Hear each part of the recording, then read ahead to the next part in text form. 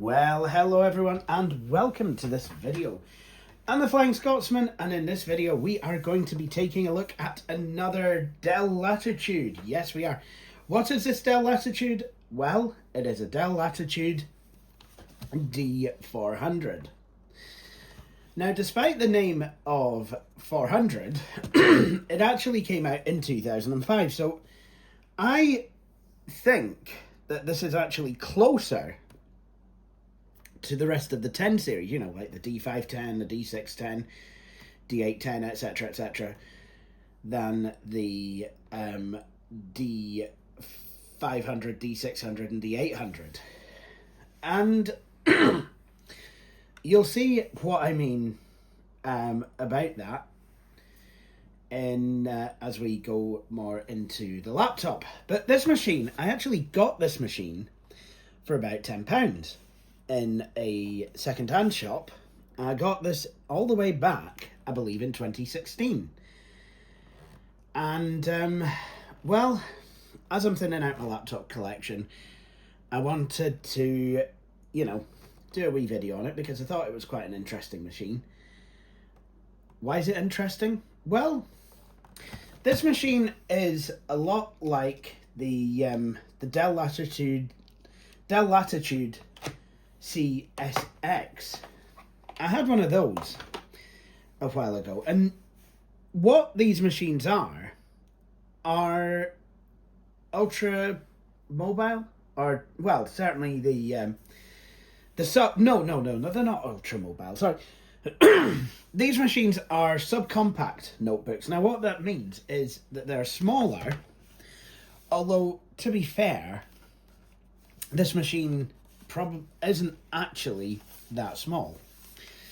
They tend not to have internal drives, and they tend basically just to be a laptop, you know, so you get everything that you need, you know, to basically run the machine. And, you know, if you want drives, you connect them externally, or you get a docking station or a port replicator or something like that. But anyway, let's have a look at the machine. So starting from the left, you have a USB 2 port. It looks like it's 2, but actually this one is for power delivery. More on that a wee bit later. You have a 1394 IEEE 1394 Firewire port. Microphone out. Microphone in, headphone out, infrared port. I think this is a PCMCIA card slot. And look at the PC card slot cover. I like this because, yes, it's Dell branded, but it also actually conforms to the contours of the laptop case. So just pop it in. There you go. You need never know that it's actually there. Then on the front, you've just got the lid catch. On the side, you've got, I think this is a smart card reader. Got the hard drive. You got the hard drive caddy. A vent, another vent, Kensington lock slot. On the rear of the machine, you have another vent, another USB port. RS-232 serial port, D-sub VGA port, Ethernet, RJ45 Ethernet, RJ11 modem, and a DC in 20 volts. So that's absolutely fine. Like I said, this machine doesn't have any drives, although it does have a smash in the corner. Whoops. But what we do have is the drives, actually. So the first drive we have actually is in, well, got a drive in the caddy. It's a normal Dell Latitude D series drive. This is a DVD burner. And it connects via a USB 2 port with the power delivery port. So it'll plug into the left side of the laptop. And if you don't want the DVD drive, maybe you want to save something to floppy disk. Some people are, floppy disks were going out of fashion, and actually Dell, didn't necessarily offer floppy drives by default by this point. But if you wanted one, then there you go. Here's a floppy disk drive. And then you've got an external floppy disk drive. Fantastic. But we are going to have the DVD drive. We'll test the floppy drive later. Way this connects though, make sure this bit's on top, and then what you want to do, all you want to do is, if I can get it in shot,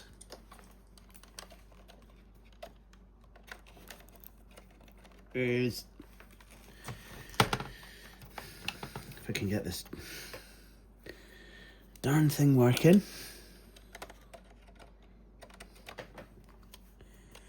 There we go.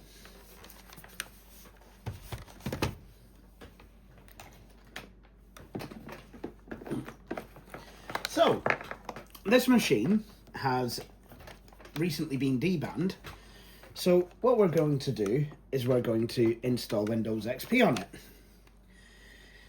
Because we have the Windows XP Professional Service Pack 2 CD and a Dell Latitude Resource CD. So this will just be like the CPX, which I did last week. So what we're going to do is we're going to try and put this machine on.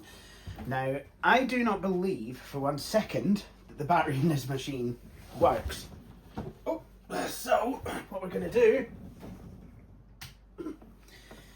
is we're going to have to charge it up using a third-party... Well, we're going to have to power it using a third-party charger. Whether the battery works or not, the third-party charger will not charge it. It's not a high enough voltage. It's a bit terrible. So what's the specs of this machine? Haven't the foggiest. All I know is it's got a Pentium M of some sort. I think a 12-inch display. And it has, AC adapter cannot be determined. So Pentium M 1.4 gigahertz. It'll throttle down to 600 megahertz. 512 megs of RAM. Really not too much. Could do with more, but okay. That'd have been a fine amount in 2005. Intel 855 video controller, 12.1 inch XGA TFT. Actually, no, this is a DDR laptop, so maybe it is more closer to the hundreds and the 10 series. The reason I said it was closer to the 10 series is because the trackpad is designed like the 10 series with these silver buttons rather than with the more rounded off dark coloured buttons of your D600, your D800. 40 gigabyte hard drive. This drive is a 1.8 inch rather than a 2.5 inch, so more difficult to get a hold of. Like I said, I got this machine and I had, oh yeah, now it's saying battery not installed. So anyway, I got this machine for a tenner, sight unseen. And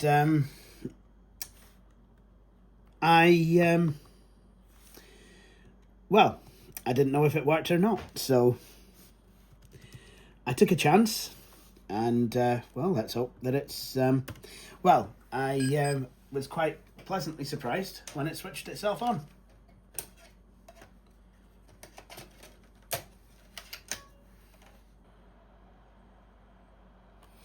Okay. So I've got the diagnostics. So I think I've booted.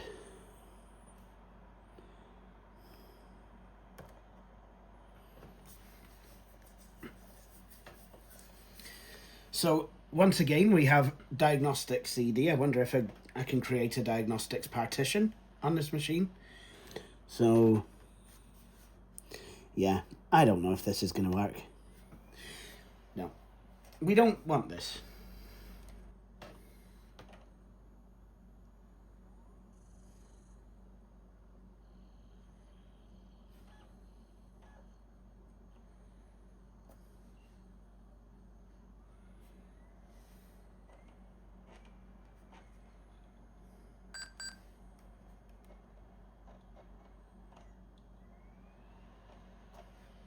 There we go. We are booting into Windows XP. So this is just like the Windows 2000 setup that we saw last week. It is actually going to start up in text mode. And just like with Windows 2000 setup, yes, I believe you can start it from within DOS with the WinNT command in the i386 folder. I could be speaking a load of old bobbins though. Don't know if that's the same for later versions like this one. This is a Dell Windows XP CD with Service Pack 2 slipstreamed in. So it's XP Professional. Guessing that's what this machine would have originally came with. So I had I remember getting this machine. It was, I think the first time I'd ever actually been able to go out and grab an old laptop for not too much money. It was kind of reminded me of the Nostalgia Mall visiting Value Village. So now we are in Windows XP setup. So what we want to do, press enter. Accept the license agreement, and once again we have unpartitioned space. Now I know last week I said I was going to full format the hard disk. This week, because I'm running out of time, we're actually just going to do a quick format once again. You know, after a certain capacity, Windows XP and Windows 2000 will only offer you the chance to format an NTFS. And but at least Windows XP will give you the option of quick formatting a drive. So this is now a lot like Windows 2000 setup in the way that it'll work. It will literally just install the files needed to continue Windows XP setup in text mode, and then it'll restart, go into graphical mode, and then that's it. So this is taking a long time. I don't know why it's taking so long, but it actually is. So this is actually going to take quite a while to install. So I'm really glad that I chose to quick format the hard drive this time. So finally, we are at the end of the text-based portion of setup. So what I'm going to do now is hit the enter button, and just like we did with the CPX, plan is to go... Actually, I wonder if pressing F12 would have given me a boot menu. I didn't do this right. So it's taken a while to get into setup because it's trying to read from the DVD drive. So, alright.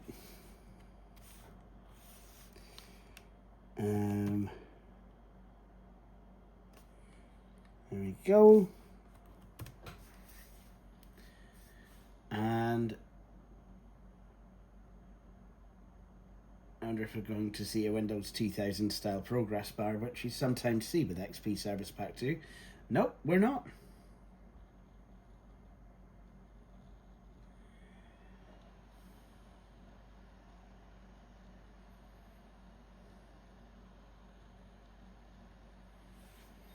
And there we go. Oftentimes with Windows XP, the standard VGA driver will conform to VISA standards and will allow for the display of high color, multiple colors and higher than 640 by 480 resolutions. That said, it can be very slow as well. So that is something to think about. So, just like with Windows 2000, it will start off trying to search for hardware and install drivers and whatnot. And then it will ask you to, set up your keyboard and keyboard layout, system locale. So, yeah, basically just like Windows 2000 setup. So, I'm going to let this go through and try and find hardware. And yes, you can definitely tell that this is running at 1.4 gigahertz. It is very, very slow. So once again, we are at the point where we've got to select the system locale. Regional and language options allow you to change the way numbers, dates, currencies, and time are displayed. You can also add support for additional languages and change your location setting. The standards and formats setting is in English United States and the location is set to English United States. Okay, yeah. Mm-hmm.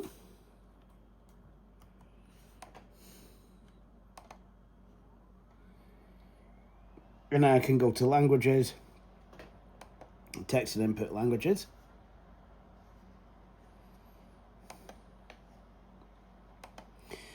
Once again, set United Kingdom as the default keyboard layout. And then apply that. And then delete the United States one. Excellent. And once again, we are installing the network. I say once again because, well, that's how we did it last week with the Dell Latitude CPX. The only difference is this setup is a lot more colourful than Windows 2000. That's one thing I liked about Windows XP. It just felt colourful. A lot of people didn't like it. A lot of people did not like the Fisher-Price for Windows aesthetic. But I did. It felt like coming out from the winter to the spring. And I think, I don't know, maybe I wouldn't have liked it as much as an adult if Windows XP had came out while I was an adult. But I certainly liked it, and I liked how, how new it was and kind of how Microsoft were, like, daring to try something kind of newer and chunkier and what have you. Yeah. And I genuinely did, but I also liked Windows 95 as well, Windows 95 and 98's aesthetic. But this, I remember getting Windows XP for the first time and, just, it was certainly quite something, I mean, just look at this installer. It's like 98's in that it has the tasks that Setup wants to do down the left side, and the progress bar is here at the bottom. Then you've got billboards here, apart from when you've got to do something. So, like I said last week, if the computer finds network hardware, which it's going to find the FireWire 1394 adapter, you can network over FireWire, so Windows XP recognises this, but there's also an Ethernet adapter in here. Whether it recognises it or not, I do not know.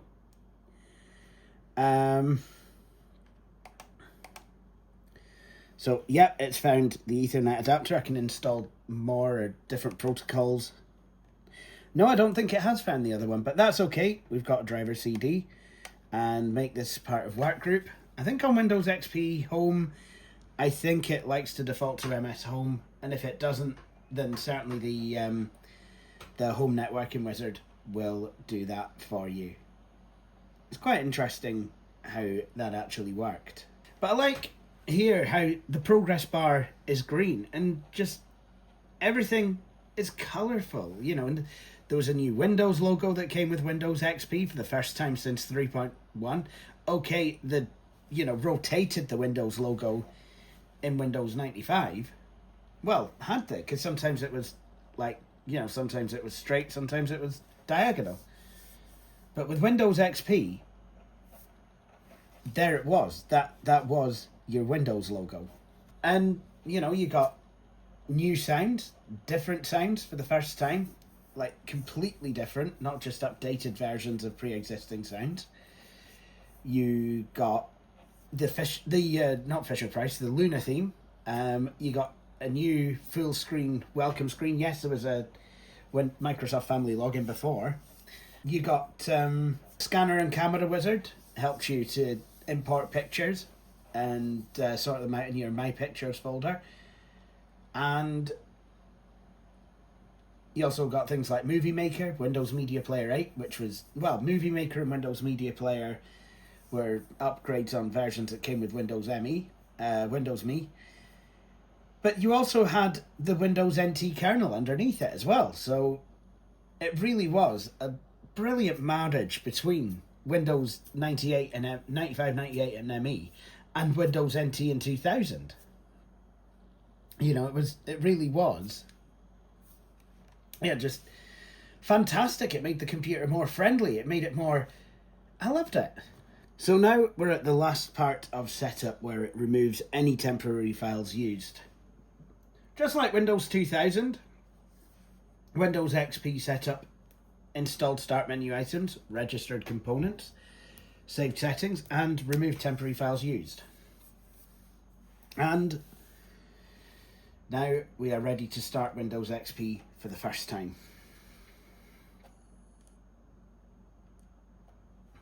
Stop that. Thank you. I wonder if this is actually running. Yes, it is. It's running at 600 megahertz. That is not good. It's probably because of the charger that we're using. So this machine isn't actually running at its full speed. It's actually running at 600 megahertz, which is terrible. Anyway, let's see what drivers this has for us. If there's any sound drivers, we will know. Okay, so it's not tried to change the resolution, so I'm guessing the video drivers aren't there. Aha, right, okay, so it won't even run the out-of-the-box experience. Look at that. Just, yeah, this is definitely running at, I think, 640 by 480. So, I think what we need to do now, without any kind of delay... Oh, sod off. Okay, is we need to install the software from the Dell Resource CD.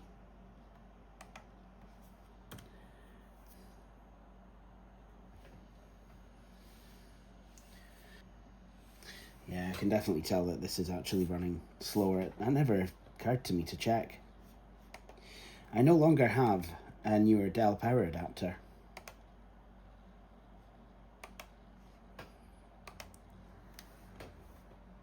Oh my goodness, it's running at even slower. It's running at 251 megahertz. That is shocking.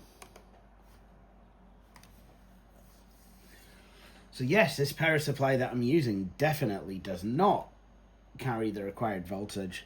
So of course it's not going to charge the battery. So it's taken a while, but the drivers are finally installed.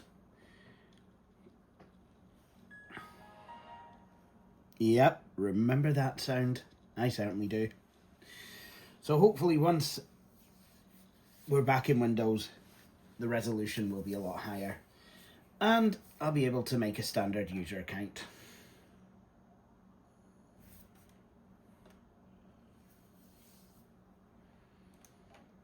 Yeah, I wish I had a better plug for this.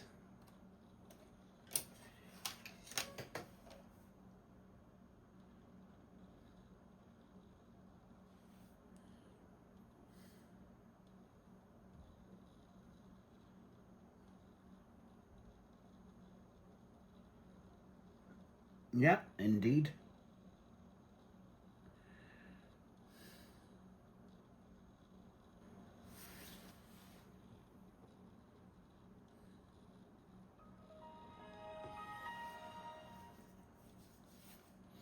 So we've installed chipset drivers, card bus drivers, display drivers, audio drivers, Ethernet, modem, wireless.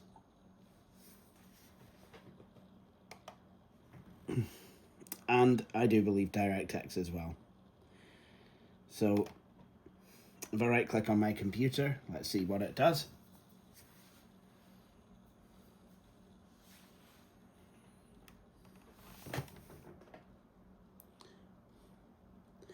Oh, now we're running at 587 megahertz. It did feel a bit quicker.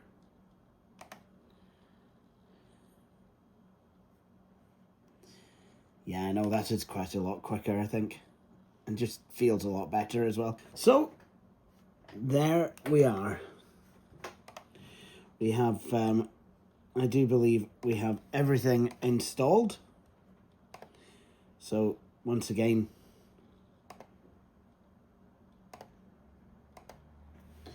go to Device Manager, and yep, everything is installed. Now, I'm not going to connect this computer up to the internet, and once again, we're being invited to take a tour. Welcome to Windows XP from Microsoft, the new version of Windows that brings your PC to life. Experience the best. Experience Windows XP. Best for business. Oh, it's struggling a wee bit. Windows XP Professional shines as a business operating system. Get more work done faster, easier, anytime, anywhere.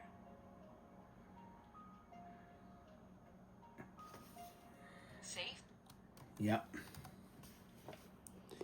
So, yeah, that should be a lot quicker. It was even on my 2001 custom build, so there we go. Anyway, I think we've done with that. So before we shut this down now, let's do the floppy disk test. So I'm going to eject the CD-ROM drive. I will pull it out of the caddy. Pop in the floppy drive. Yep.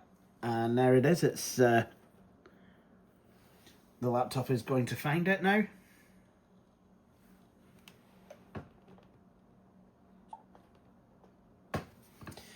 Right.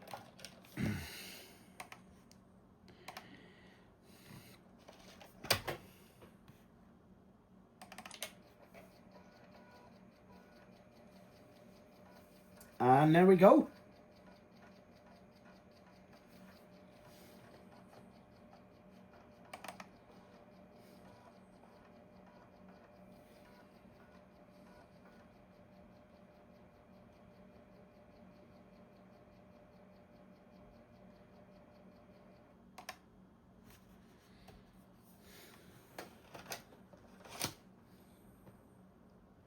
So that's the floppy disk drive working.